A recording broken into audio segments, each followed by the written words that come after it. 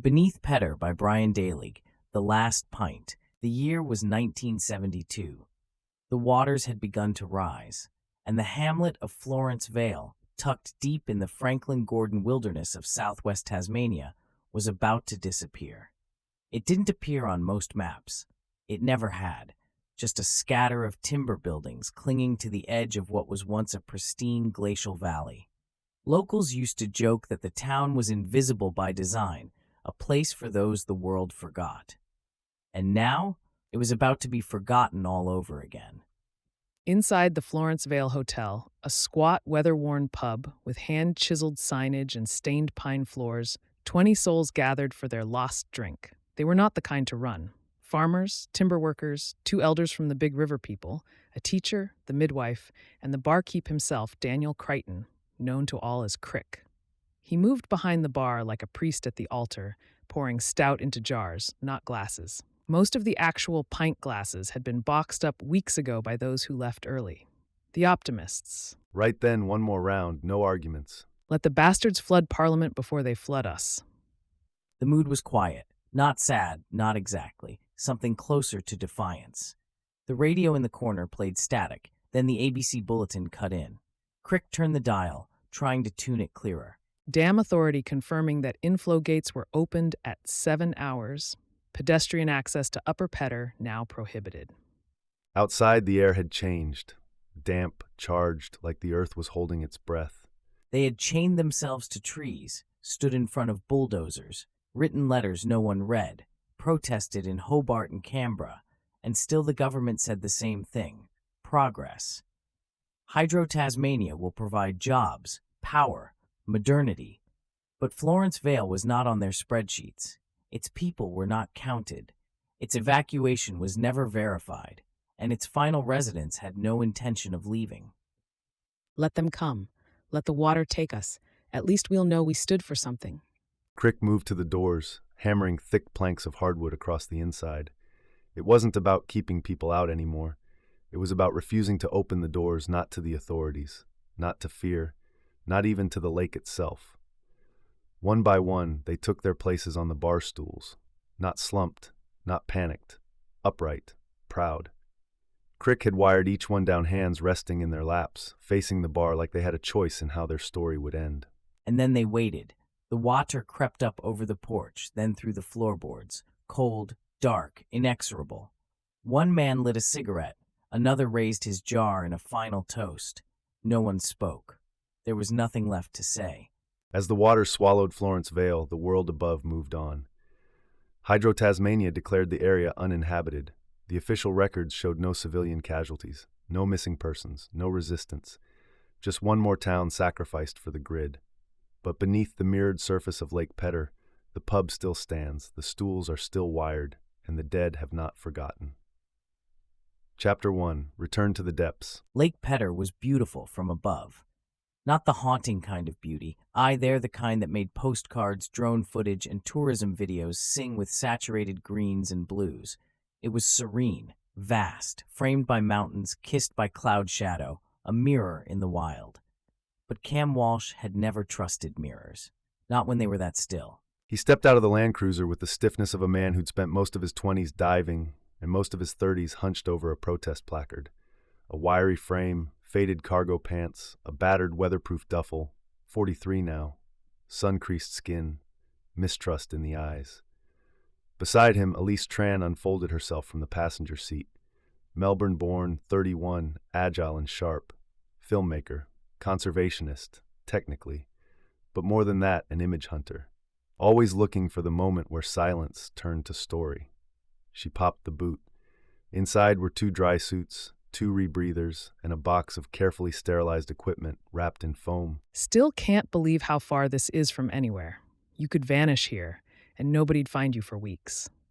That's sort of the point. Cam had been here before. Years ago, before they started fencing off tracks and slapping permits on every breath of wilderness. Back when it was just him, a map from the 60s, and questions his father never answered. His father had always said, "Some places never forget, even if we do." Cam didn't know if that was wisdom or early onset paranoia, but it stuck. and it was why they were here. They walked out to the edge. The lake was unnervingly calm today, the kind of calm that made sound travel farther. Elise stood near the water's edge, holding her camera in both hands like a sacred relic. She panned slowly, catching a rising mist curling off the surface like breath. Looks almost prehistoric. Parts of it are.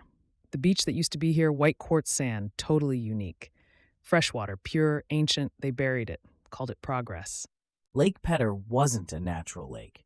It used to be a glacial outwash plain with that surreal white sand beach, a once-in-a-lifetime kind of ecosystem. Then, in the early 70s, the Hydroelectric Commission dammed the valley, backed by state government, buried it under 15 meters of water, and created this inland sea in the name of energy. Environmentalists had fought to stop it. Some of the earliest green protests in Australian history had begun right here. And lost. But there was something else that had been lost too. Something Cam had never been able to shake. A place his father claimed to have seen on foot only once, deep in the bush before the floodwaters came. An unrecorded town. A village that didn't show up on the final surveys. A place called Florence Vale. Everyone said he was mad, of course. Or misremembering. But Cam had read the old Land Commission papers. He'd mapped the inconsistencies. There were anomalies, redacted lines, discrepancies in population tallies, property IDs that skipped whole ranges. Someone, somewhere, had gone to a lot of trouble to erase something, and Cam intended to find it. They suited up in silence. Elise moved with the professionalism of someone who had filmed reef spawning in the Great Barrier and trawled silt beds for coral DNA. She wasn't a conspiracy theorist. She was a pragmatist, but she trusted Cam's instincts. He'd have found her rare things before, things that told stories. Depth limit, we stay above 40. The pub, if it's there, should be around 35, if the topography's how I remember it. They slid beneath the surface with practiced ease. The lake swallowed them whole. Light dimmed, sounds softened, and everything slowed. The world of wind and trees and noise dissolved into filtered green-gray stillness. Visibility wasn't bad. Silt was minimal. Cam took the lead, pushing forward slowly, torchlight flickering against stone outcroppings and bleached stumps of once towering trees. The underwater forest was ghostly, branches like bones, no leaves, no fish, just silence and pressure and the gentle ticking of their rebreathers. Then a corner. A right angle, man-made. Cam froze mid-kick. Elise swam up beside him. Her torch beam scanned forward, revealing timber beams, collapsed roofing, a metal sign half buried in algae, a building, then another, a row of them, and then a weathered archway. The letters were faint, but still visible. Florence Vale Hotel. It was real. The town existed, and it was waiting. They swam slowly through the sunken doorway, ducking under a leaning beam and into the pub proper. Tables floated half-anchored, bottles long shattered. The old tap system rusted to silence. Then Elise's beam landed on something else. She jerked to a halt. So did Cam. Across the bar, lined in eerie stillness, were human remains, skeletons, still sitting on bar stools, each one bound with thick, rust-stained wire. 20 of them. This isn't right. This isn't flood damage. This is execution. This is staged. Cam, they were tied here. Look, wrists, ankles. Some still have scraps of clothes. Cam didn't answer. He dropped lower, torch angled upward toward the rafters. Something was wedged into the beams, an old photo frame, sealed in what looked like wax. He reached for it, hands steady despite the chill. Inside was a black and white photograph, blurry, water-damaged, but unmistakable. It showed this same bar, this same group, alive, in the same positions, smiling, glasses raised. Behind the bar, unmistakably stood a man with heavy brows and a beer gut, scrawled in ink across the top, "The Last Pint, April 5th, 1972. They knew. They stayed. They wanted us to see this. We need to surface Cam now. We need to call this in. This is evidence. Mass grave, historical crime scene, or a cover-up, a big one. He turned. His torch flicked past the bar and caught movement, just for a second. A blur, a shadow. Too fast, too deep, too strange. He wheeled around. Nothing. Elise saw his face through the mask tension, drawn like wire. You saw it too? Let's go. They turned back toward the entrance, but the silt had changed. It was swirling now, rising, obscuring, like something was stirring the bottom. They ascended slow, careful not to panic, not to stir up more sediment. But the water behind them no longer felt still. It felt watched. Cyril. They breached with controlled urgency, dragging themselves onto the pontoon. Cam dropped his gear with a thud. Elise leaned over, coughing lake water and swearing under her breath. The drone of cicadas filled the air, wind through gums, but neither of them could hear it over the pounding in their ears. There were 20 skeletons down there, in a pub that doesn't exist, tied to their seats, and you have a photo of them alive. No one's going to believe us. She looked up. The sky was turning gray, wind picking up. Somewhere far behind them, a magpie warbled lazily in the tree line as if nothing at all had happened beneath the surface of Lake Pedder. But Cam knew better. Something had happened. Something that was never supposed to be found, and now they had to decide what to do with it. Chapter 2. White Sands and Rotten Wood. The second dive wasn't planned. They'd surfaced shaken, breathless, rattled by what they'd seen and what they might have imagined. 20 skeletons wired to bar stools in a submerged ghost town that wasn't on any modern record. A warped photo sealed in wax, a glimpse of something moving in the shadows. They should have called it in. They should have recorded witness statements. Instead, they recharged their tanks because Cam Walsh wasn't ready to leave. And Elise Tran wasn't ready to admit how far this rabbit hole might go. Korfger Kauer. Elise tightened her gloves in silence. Her movements were automatic, but her eyes never left the surface of the lake, now clouded by ripple and reflection, the midday calm replaced with wind-blown distortion. We should have marked it on GPS. We'll find it again. The structures are shallow enough, 35 meters, maybe less. Same heading. He was right. Elise had studied the sonar scan she took mid-descent. The ruins were there, buried beneath sediment and silence. But what shook her wasn't the buildings, it was the order of the scene. These weren't victims of sudden flood.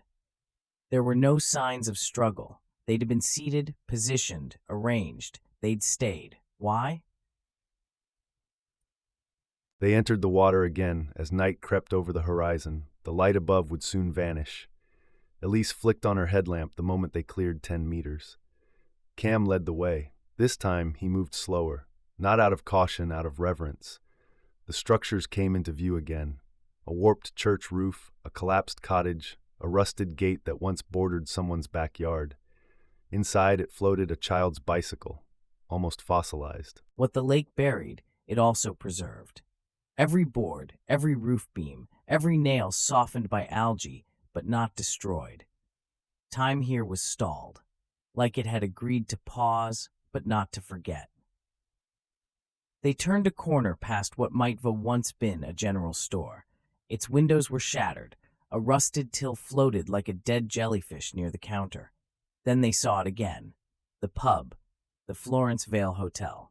Elise motioned with her torch. Cam nodded, and they entered, kicking carefully to avoid stirring the fine sediment carpeting the floor. Inside, the skeletons hadn't moved, but the silt had. It now clustered in unnatural mounds beneath the stools, like earth heaped on shallow graves. They were not decomposed enough. What? I've seen freshwater decay, Cam. 40 years? This deep? There should be nothing left but bone. But these some have skin, clothes, hair fibers. Something's not right. Cam moved to the bar. The warped photo from earlier was still there, but now it floated, free of its wax seal, drifting gently in the current. He caught it, held it steady, and turned it toward Elise's light. There was a second photo behind it. Another angle. The same people this time with someone else in the background. A man in uniform, a dark patch on his shoulder, a badge. Pedder Tasmania didn't wear uniforms like that, at least not then. That was military. Suddenly, Elise's comms crackled with static. Her voice disappeared. Cam turned and froze. The silt was rising again, faster than before, clouding everything, like a curtain being drawn, or a warning. He reached for her, but her light beam shifted. She wasn't looking at him. She was staring toward the far end of the room. A single chair had fallen over, one of the skeletons. The wire binding it had come undone. It now lay crumpled on the floor. Cam didn't breathe. He couldn't. Not from fear, from confusion. He kicked toward Elise, gripping her forearm tightly. We surface, now. No debate. They burst onto the surface minutes later, yanking off masks and tossing regulators. Elise lay on her back, panting, water streaming down her cheeks. That chair wasn't down before. I know. They sat in silence as night closed in. No words, just the shrill call of frogs from the trees and the slow, rhythmic lap of water against aluminium. Later, back at the ranger's hut where they had parked the Land Cruiser, Cam opened a battered laptop and began transferring the dive footage from Elise's camera card. At first, the footage was intact: entry, descent, the pub, the bones, the photo, then static, a blank stretch of corrupted frames. The final 5 minutes of Dive 2 were gone, completely unreadable. This was in a dry case. We didn't flood it. There's no pressure damage. This is erased. Cam pulled a USB from his jacket. I've got analog backups on the rebreather cam. It's not much, but it's something. Elise looked at him, her face pale beneath the fluorescent hut light. Why do I feel like we've just tripped over something we were never supposed to find? Cam didn't answer. He stared at the still frame frozen on the laptop screen. The man in the background of the second photo, his patch, his badge, a kangaroo and a sword. Not hydro, not Tasmanian, federal. Something was buried at Florence Vale, and it wasn't just a forgotten town. It was a decision, one made quietly, one kept quiet for 50 years. Cam closed the laptop. Elise locked the cabin door, and outside, the lake stirred. Just a little, just enough to remember. Chapter 3. The glass is full. The sound of dripping water filled the cabin. Not from the roof. From Cam's wetsuit, hanging on a hook above the door. Each drop echoed louder than it should have, as though the lake, even outside, still had a voice. It was after midnight. Elise sat at the edge of her bunk, arms folded, watching Cam pace with slow, deliberate steps. He hadn't spoken in 10 minutes. So what's the plan? We pretend we didn't just find a drowned crime scene? We document what we can. We back it up 3 ways. And we don't trust digital alone. He held up the second photo, the one with the uniformed figure. Even blurred and water-stained, it was clear enough. A line of drinkers at the bar, laughter in their eyes. And there, behind them, partially out of frame, a man in federal dress greens, a Commonwealth crest, a sidearm on his hip, and behind him, through the cracked door, the silhouette of a truck with floodlights on its roof. Elise studied the image. Her background was in storytelling, not politics, but she understood narrative when it screamed from a still. These people hadn't just refused to leave Florence Vale. They had been watched while doing it, observed, allowed to stay, or worse, encouraged. This wasn't just a cover-up. This was theater. The way they reposed, the photograph, the sealed bar. It's a message, one they didn't expect anyone to ever read. By dawn, they were back on the water, not diving. This time, Cam motored the tinny westward, navigating by instinct and memory. They weren't searching for ruins. They were looking for someone who remembered before the flood. They found her in Strathgordon, a town barely surviving on tourism and maintenance contracts for the hydro stations. Mary Trenholm, 79, eyes sharp enough to pin you to the wall. She sat on her porch in a wool cardigan and thongs, snapping peas into a bowl. You were the ones asking about Florence Vale? Cam nodded. We were diving. We saw something that doesn't match the record. The record? Let me tell you something about records, love. They only record what suits the suits. Elise sat beside her, quiet, listening. My husband was born in Florence Vale. Our first son, too. He was 3 when the notices came through. They said the dam was going ahead. Said all families were accounted for. But no one ever checked. They sent letters. Some were never delivered. Some people didn't believe it would really happen. What about the ones who stayed? Mary looked away. They weren't stupid. They knew what was coming.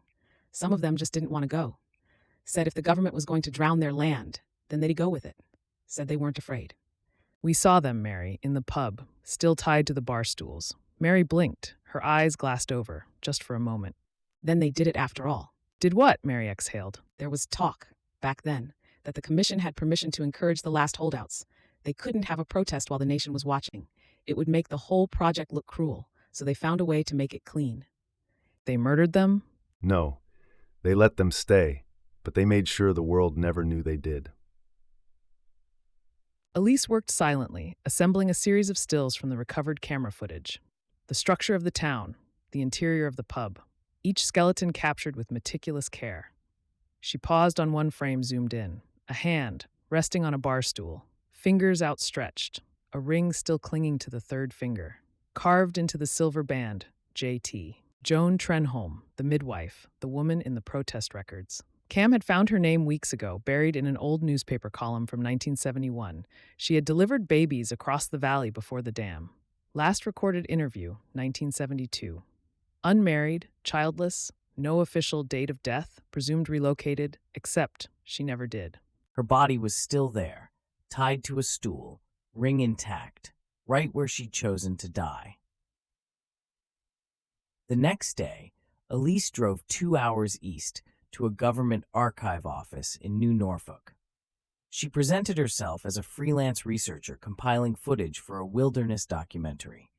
Inside, she requested access to Hydro Commission records, population registers from the 1960s, and migration records. She expected red tape. She didn't expect blank spots, whole boxes missing, numbers out of sequence. One folder marked, Florence Vale Archival Review in Progress. When she asked the archivist if Florence Vale had been officially evacuated, the woman shrugged. There's no record of a Florence Vale in official census data AF-TER 1971. Most likely the town was absorbed into nearby districts prior to flooding. Any documentation on residents who refused to relocate? Not that I've seen. You might try the Department of Infrastructure in Hobart. Elise thanked her, left. She wouldn't try Hobart, not yet, because it was clear that someone, somewhere, had gone to great lengths to wipe Florence Vale from the books. But they hadn't erased the lake. They sat around a small fire just outside the hut, with the lake still and dark behind them. This wasn't about energy, was it? Cam shook his head. No, it was about obedience, about showing that when the state says it needs your land, your life, you step aside, or you get buried. But they didn't run. They drank. They laughed. They stared right into the lens and made the moment theirs. She turned the photo one more time, studying their faces, and there, in the corner, a figure she hadn't noticed before. A child, just barely visible, clinging to a woman's leg, staring at the camera, eyes wide, not afraid, not confused, just watching. Chapter 4. A Forgotten Town Has a Name. Some stories die from lack of telling. Others are killed. Florence Vale wasn't forgotten by accident. It had been disappeared name, records, voices scrubbed from maps and memory. But even the best redactions leave residue. More. Cam stood waist-deep in the lake, staring at the spot where the roofline of the Florence Vale Hotel would be sat 35 meters below, entombed in fresh water. He held the second photograph in his hands, sealed in a fresh waterproof sleeve. The faces haunted him, not just because they were dead, but because they looked so alive, so deliberate. They weren't victims. They were witnesses. And witnesses, he learned, could be dangerous. Not just they looked so alive, so deliberate. Elise had slept only 3 hours. The rest of the time, she'd been cross-referencing property titles from the 1960s with hand-drawn maps recovered from an old Hydro Commission protest archive online. Florence Vale didn't appear on modern land maps, but it showed up on 2 pieces of paper she'd found in a scanned newsletter from March 1971. 1. A petition against the Gordon River Dam expansion. 2. A scrawled community map titled Our Town, Our Home, and in the bottom corner, map by J. Trenholm, midwife resident, Florence Vale. She named the town. It's in her handwriting. That makes it official, even if they tried to burn the rest. Cam stepped in, drying off with a towel. And if we can match the hand-drawn streets to the dive footage, we prove the hamlet existed, we prove people lived there, and we prove the government lied when they said it was uninhabited at the time of flooding. She pulled out a second document, a report from 1973. Hydro Tasmania Annual Report. Section 4. 4. Community Displacement Impact Review. Population listed as relocated. 342 residents across 6 settlements. Florence Vale not mentioned. She highlighted a gap between Settlement 5, Torellia Crossing, and Settlement 6, Southeast Ridge. No 6th Street plan, no census data. A ghost town between entries. That's where they hid it. They didn't erase Florence Vale. They renumbered it out of existence. They drove inland to the nearest town with a historical society and microfiche archive. Aus, population 200. Pub, petrol, and a clerk who looked up as they entered the library annex like she'd just seen a ghost. Looking for drownings or dam protests. Drownings, and a woman named Trenholm. She led them to a back corner, dust everywhere, stacks of unsorted folders and paper boxes. She handed them a binder labeled Hydro 1970-1975 Local Controversy. Inside, newspaper clippings, handwritten letters, and shockingly, a grainy photocopy of a photograph. The same photo they found underwater, only this one had a handwritten caption beneath it. Florence Vale, Final Stand. Crick's last round. Someone had known. Someone had archived it. They knew it wasn't just myth, but they kept it in a filing box in a town most people drive past. You'll want to talk to Jacob Mathers if you were looking into that photo. He brought it in. Says his uncle was stationed with the commission's security detail at the dam site. Never talked much about it, not until the cancer started. Where is Jacob now? Up near Hamilton, keeps to himself. Wrote a memoir, kind of. They reached the cottage in the late afternoon. Wind whistled through the gum trees. Jacob Mathers opened the door before they even knocked.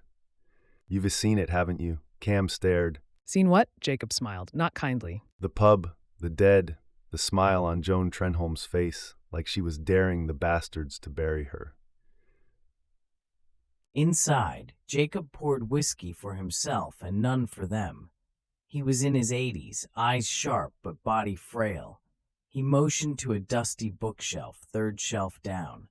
A box marked Florence Valley, 1972. He refused to call it Vale. We called it Valley back then. Locals called it Val. Either way, it was a problem. What kind of problem? A moral one. See, the hydro mob had a plan.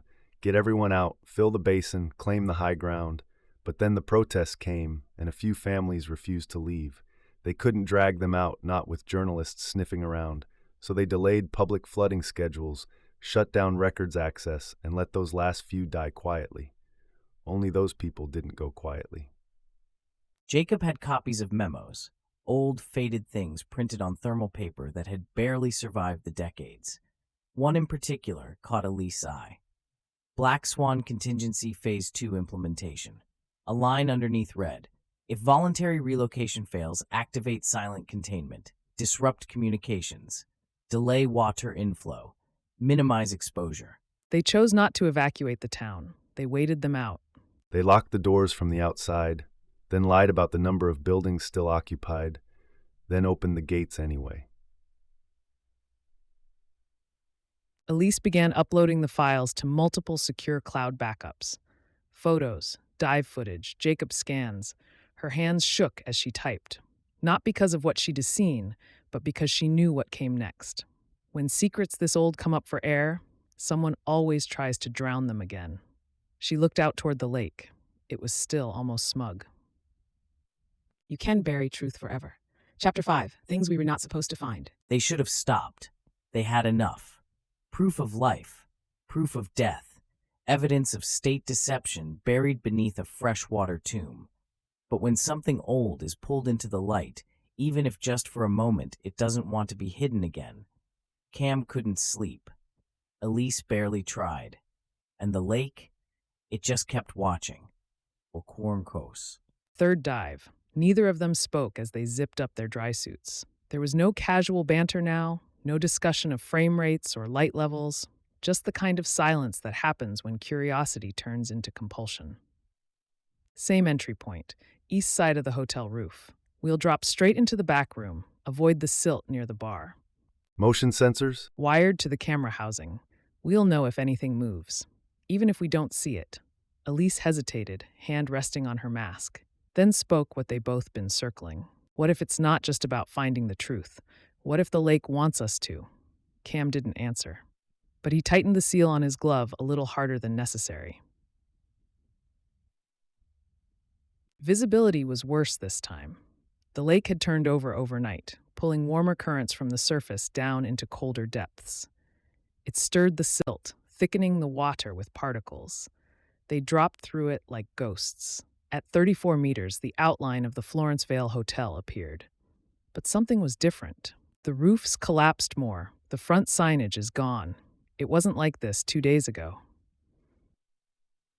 They swam inside. The bar was still intact, but the skeletons 3 were missing. The bar stools were still there. The bindings were still there, but the bones were gone. Cam, there were 20. Look at the photo. Count again. Cam scanned the room. His torch beam caught something near the floor bone fragments, scattered, deliberate, not decay, not movement from water. Something or someone had disassembled them. He swam closer and froze. One of the skeletons now lay flat against the floor, wire rewrapped around the wrists, but this time in a cross formation, like a crucifixion.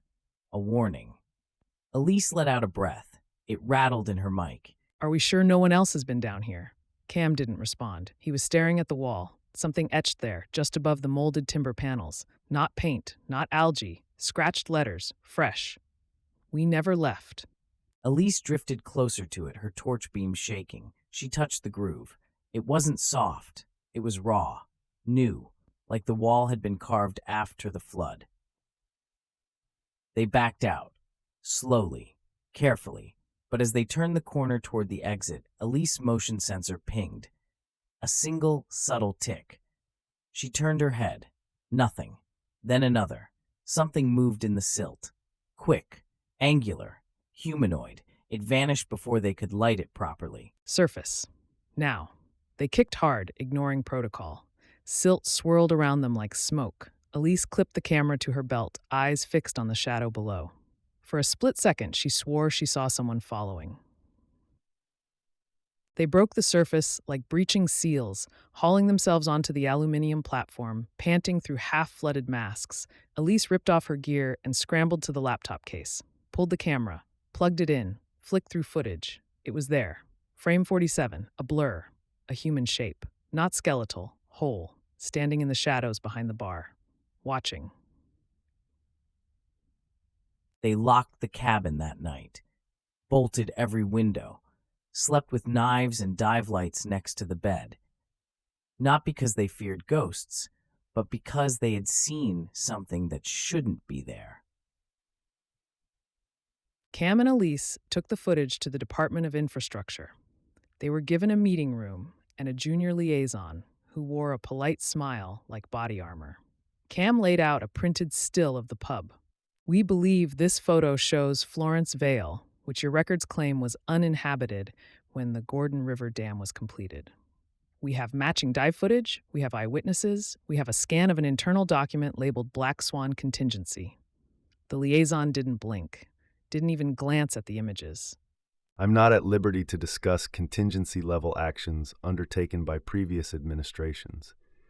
If you believe there's been a misrepresentation of historical fact, I encourage you to file a Freedom of Information request. People died down there, not by accident, and your agency buried it. You don't get to PR spin this. Miss Tran, sometimes the past is murky, especially in Tasmania. He stood, left the documents, closed the door without a sound. A storm moved in across the range. Elise sat at the camp table, combing through the footage again. She froze on a frame. One of the skeletons of Carol, the midwife, Joan Trenholm. There was a glint at her feet, something metal. Zoomed in, enhanced. A key, numbered C13. Cabinet, locker, room. She jumped up. We were going back down. Tonight, if they find us first, the footage will disappear. The bones will vanish. And all of this will be a footnote they redact again. We need that key. Cam hesitated, then nodded. They suited up for the fourth and final dive. The lake was angrier now, the surface broken, visibility worse than ever. They kicked hard against current, following compass and instinct. The Florence Vale Hotel emerged through the gray soup like a rotting cathedral. Inside the same room, Joan's body, still seated, still watching. Cam reached down, pulled the key from beneath her boot, stamped into the base, FV Council Archive Locker. C13, Elise swore. She had seen a filing cabinet in the church ruins, marked with the same lettering. They swam across town. Torch beams darted. Silt bloomed. The church was in worse shape now, roof half caved in, doors rotted from the inside. They entered, and there, behind the pulpit metal lockers, Elise hovered, shaking. Inserted the key, it turned. Inside, waterlogged files, film reels. A leather-bound ledger. Cam pulled it out and opened to the first page. Florence Vale Civil Register, updated April 2nd, 1972. Population, 38 remaining. Refused to evacuate. Beneath it, a handwritten note. If this is found, let it be known we chose dignity, not silence. Chapter 6, The Flood That Lied. They came up different. Cam and Elise had surfaced from dives before, soaked, breathless, adrenaline humming. But this time, they didn't speak. Not even as they stripped off gear, shivering in the wind, thunder still echoing across the ridgelines.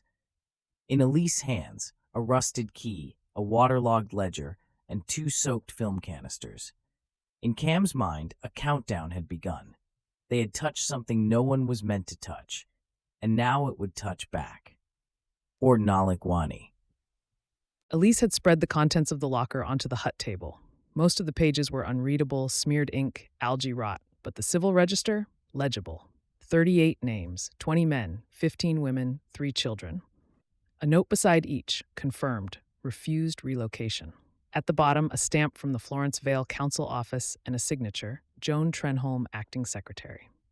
She documented everything, births, deaths, occupations, even when they ran out of government food rations. She pointed to one line near the end, 9 April. Crick takes final group photo in hotel before sealing doors. Requests we die upright. Cam sat at the far end of the table, hands on his knees. They didn't drown by accident. They orchestrated their own death to make a statement, to prove they weren't just washed away.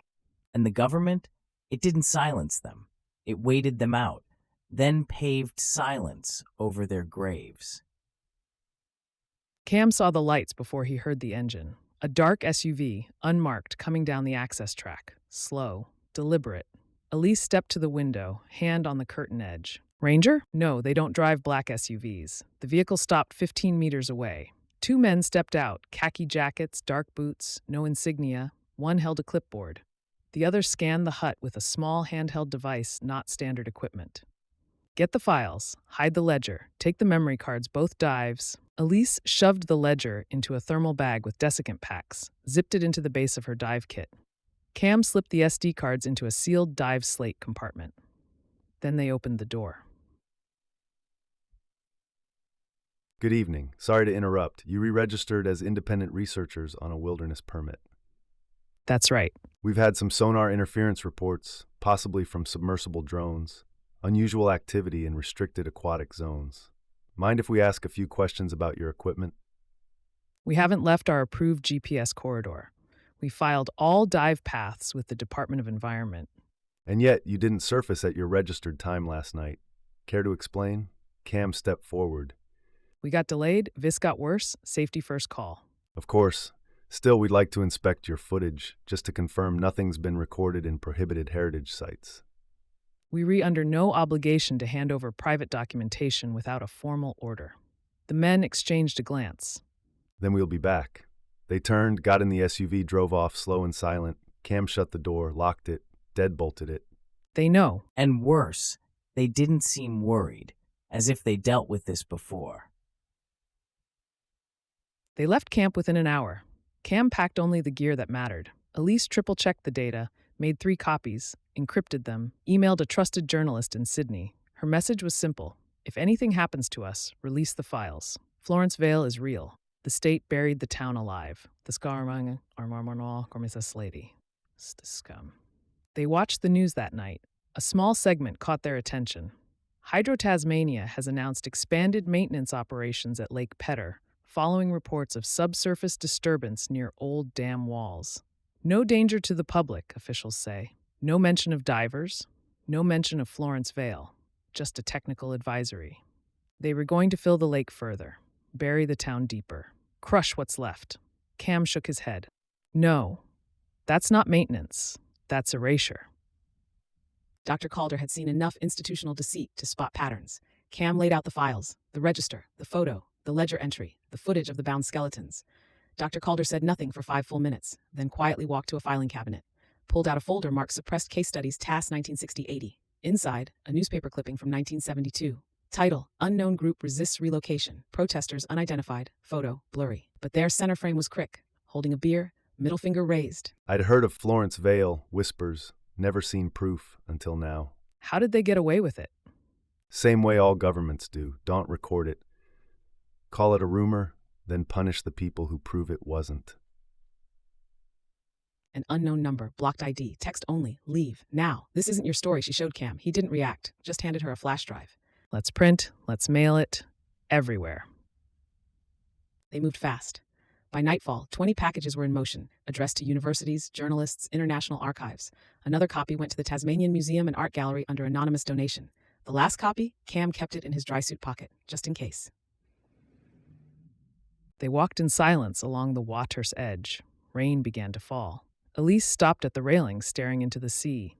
You know, they'll call us liars, conspiracy freaks, say we staged the bones, edited the footage. I don't care if they believe me. I just want them to know they didn't win. He looked out at the vast darkness beyond the wharf, then back toward the distant mountains and the still, hidden lake that had held its silence for 50 years. Until now. Chapter 7. The protest that was erased. Every government has ghosts, but Tasmania's ghosts wore boots. They carried clipboards instead of rifles, and they buried whole towns beneath silence. Florence Vale wasn't just forgotten. It had been edited out of history, not with bullets, but with concrete and policy. And now, two voices, Cam and Elise, had found what wasn't supposed to be found. They spent the day combing through long-stored material held in private collections and old union boxes. One room, dozens of cabinets, tobacco yellow folders, typewriter ink, the smell of institutional memory.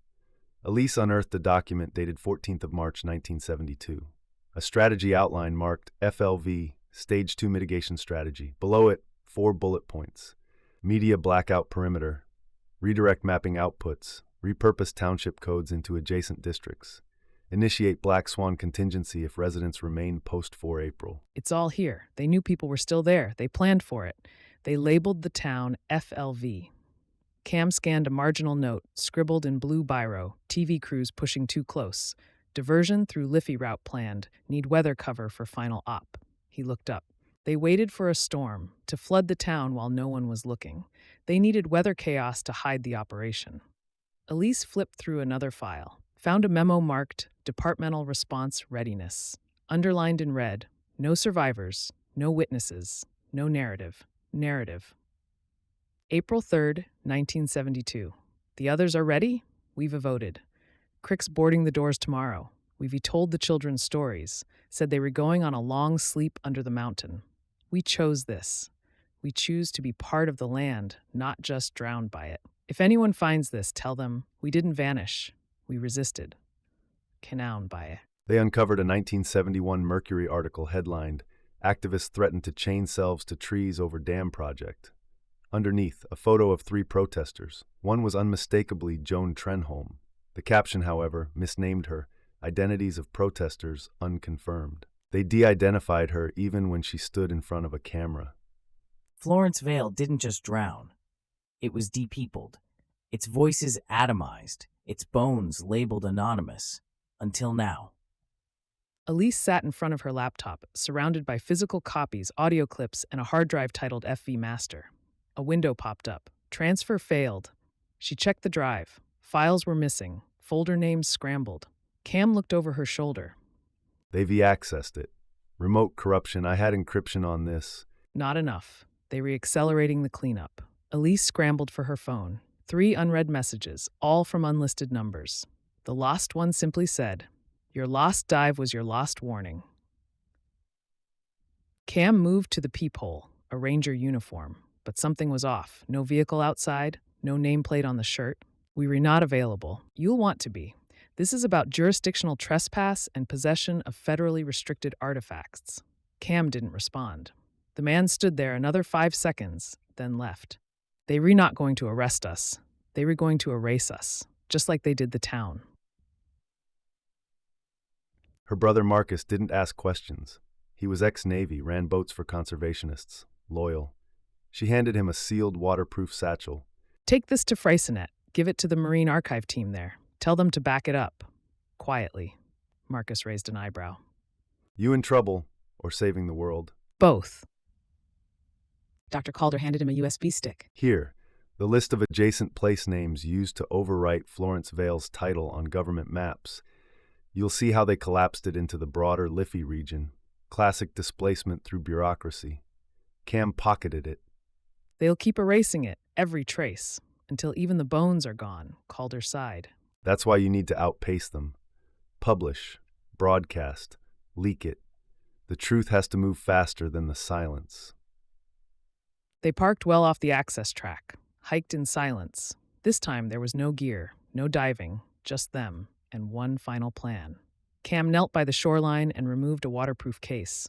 Inside, printed photos, a laminated copy of the register, and the ledger. He placed it into the hollow of a tree near the original jetty site. Someone will find this, years from now, maybe longer. The lake will shift, and when it does, they'll see it, all of it. Elise stood back, watching.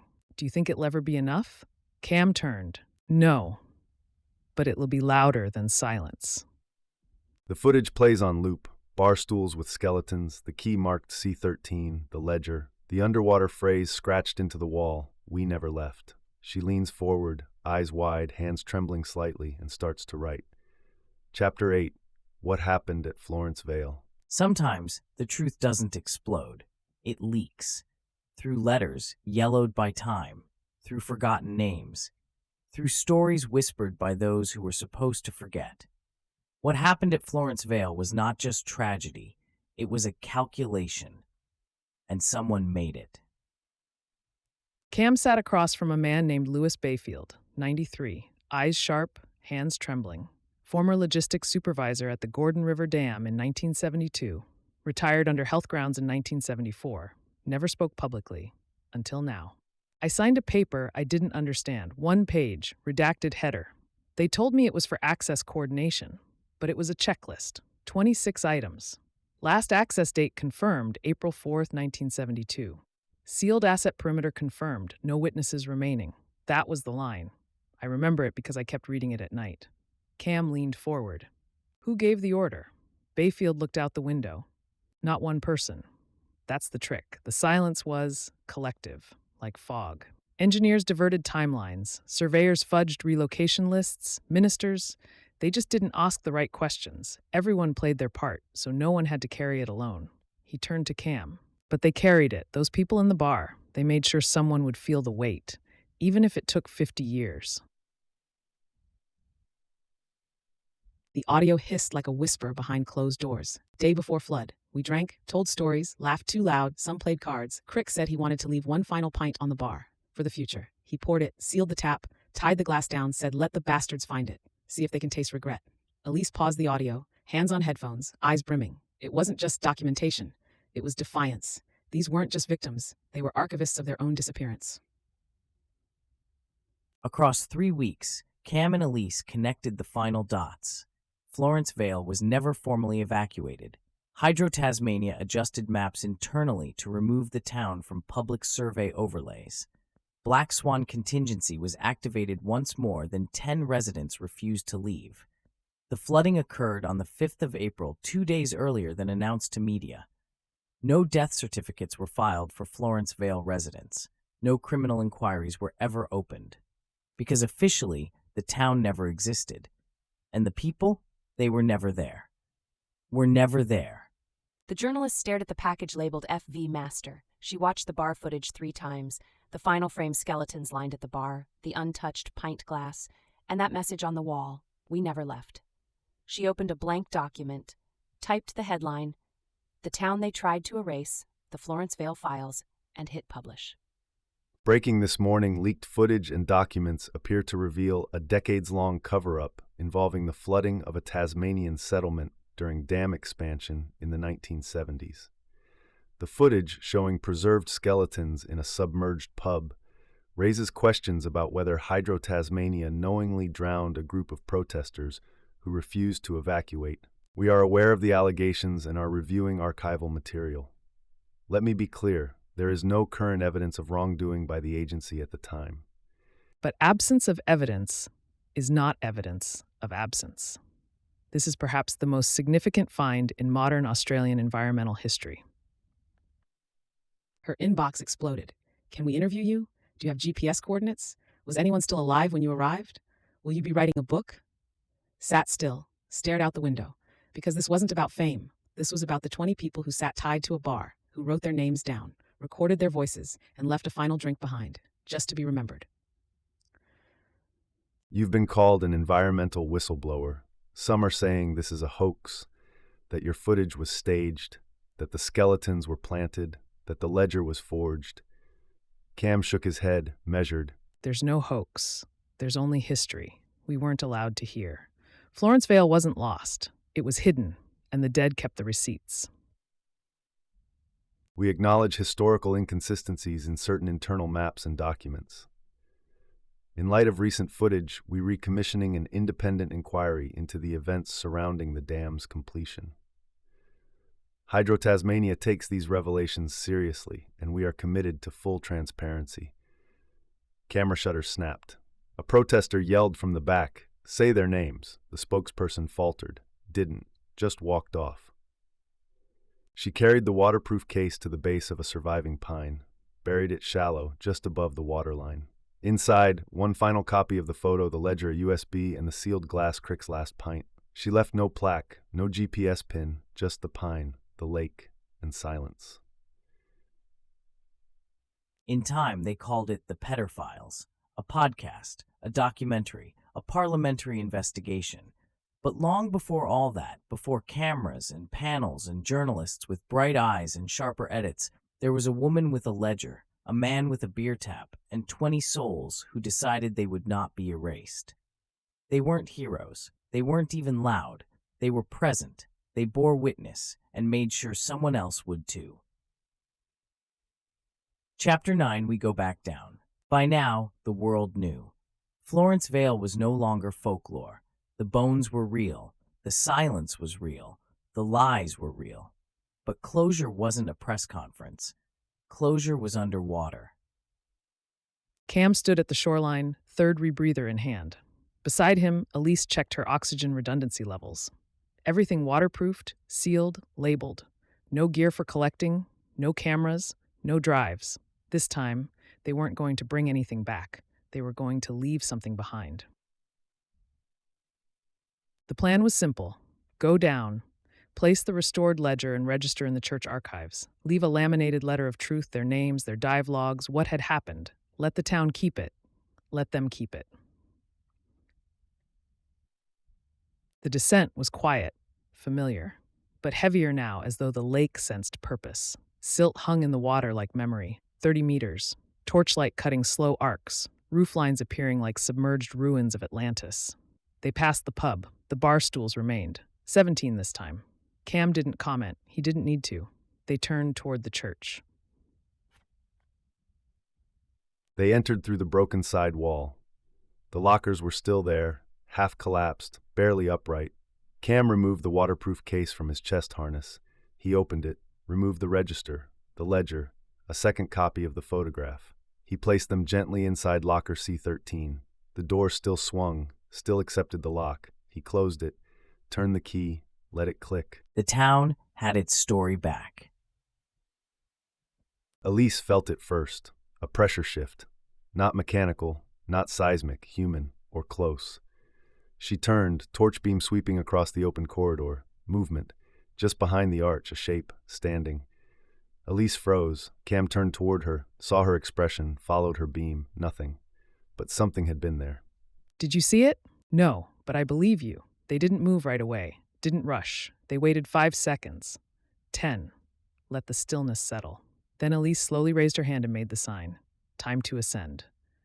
Cam nodded. Cam, the stillness settle. They passed the pub again, and this time Cam looked inside. One of the stools, the lost on the far end, held a figure. Not bone, not algae, a suit. A man, or a memory of one. Eyes open, looking back. Cam didn't stop, didn't kick toward it. He just stared, long enough for it to nod, almost imperceptibly, and then it was gone, like breath. They broke the surface in unison. No wind, no clouds. The lake calm again. Still. Elise pulled herself onto the pontoon, breathing hard. She said nothing. Cam climbed off to her. They sat in silence for 10 minutes. Then Elise turned to him. It's done, Cam nodded. Now it's theirs. It's Kristnerhafen Pursting. The government inquiry into the Florence Vale revelations continues to gain momentum. Key files from the Department of Environment have been subpoenaed. Meanwhile, Hydro Tasmania released a statement expressing deep historical regret. Environmental historian Dr. Ira Calder has called for the submerged township to be formally recognized as a state heritage site. Meanwhile, some conspiracy groups have begun speculating that the footage was AI-generated, and divers staged the bones. Cam turned off the television. She'd begun keeping records the old way. Notebooks, pen, paper, unhackable, uncorruptible. She paused mid-sentence and glanced at the empty page beside her, then began to write. If you ever find Florence Vale, don't look for answers. Just listen. It remembers better than we ever could. Gor, gor, gor. Some truths surface, others sink. But the truth about Florence Vale, it waited. For breath, for eyes, for a story strong enough to swim back up through the silence. Epilogue: the lake is still. Years passed. The footage was archived. The reports were debated. The ledger was digitized, annotated, quoted in theses and protests and museum exhibits. The term Florence Vale Protocol appeared in university lectures. It referred not to what the government did, but what the people did to be remembered. The boy's name was Jonah, 11 years old, camped nearby with his mother and grandfather. He came down early, baiting his own hook, casting without help. The lake was still, the water like dark glass, and after an hour, the line went tight, but there was no fight, just wait. He reeled slowly. At the end of the line was no fish, but a bottle, old, clouded, cork-sealed with tar and wax. Inside, a single photo, black and white, 20 people seated at a bar, glasses raised. Smiles etched in history. In the reflection of the mirror behind them, a young woman, eyes clear, holding the hand of a child. The boy turned the photo over, one line, written in faint ink. We were here, we stayed, we sang the last song. Please remember us. State government declares Florence Vale an official historic tragedy site. In a unanimous vote, the Tasmanian Parliament passed the Historic Justice Recognition Bill, formally acknowledging the 1972 Florence Vale flooding incident as a miscarriage of state conduct. The motion includes a commitment to preserve dive access to the submerged town, create a permanent memorial along the Lake Pedder shoreline, and fund environmental education based on the Florence Vale tragedy. Premier Marion Lee stated, "This is not about blame, it's about honesty." Florence Vale was more than a town, it was a mirror we looked away from. No longer. Cam never gave another interview. He moved inland, built walking tracks. Elise took up lecturing. She taught truth-telling, story integrity. Once a year, she returned to the lake, not to dive, just to be there, to feel the weight of quiet water, to know that somewhere down in the stillness, there were 20 people still seated, still watching, still refusing to disappear. Some towns are paved over, some are burned, some are drowned. But Florence Vale, it remained, not in buildings, not in maps, but in memory. Because they didn't just die there, they made sure we would never forget they lived the end. Thank you for listening. Please subscribe, ring the bell, and tell your friends about My Listening Library.